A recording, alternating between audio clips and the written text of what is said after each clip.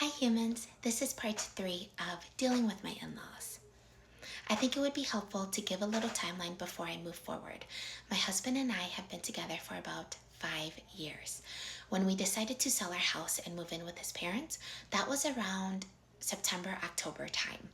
The blow up that occurred in my last video, part 2, about the wedding planning process, that happened in November. So after that happened, my husband and I both agreed that the living situation was no longer safe and or comfortable, so we wanted to speed up the process of finding a new house even though winter was coming. As we were looking for houses, his mom became worse. She was getting more upset. She kept saying that she felt like we were abandoning her. She wanted us to stay longer, and she did everything that she could to try to persuade us to not go look at houses. Fast forward to December, we found a house that we liked. We had already gone to go look at it one time before, and we wanted to go look at it a second time before we put in an offer.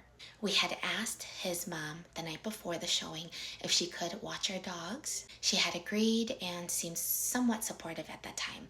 However, like the middle of the night, she started to text my husband about all the things that she felt like was wrong with the house and the neighborhood to try to persuade us to not go look at the house.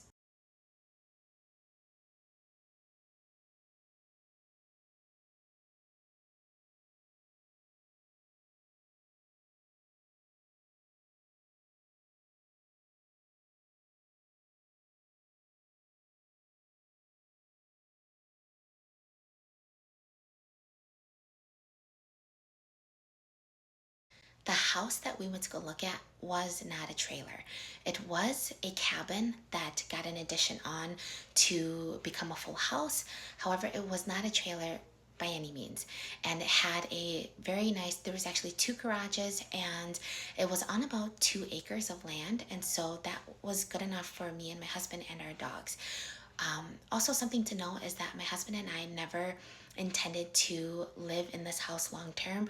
We always knew that whatever house we were going to live in after we moved out of his parents' house was going to be a transitional home for us while we saved money until we could afford a house on more land. Also, if you know anything about the up north area and the lakes area in Wisconsin, it is very common to have $1 million homes right next to tiny homes and a trailer house. And so that's kind of what our neighborhood was like. We were less than 5 minutes away from a beautiful lake, actually less than 5 minutes than 2 beautiful lakes. There were $1 million homes, there were tiny homes, and there were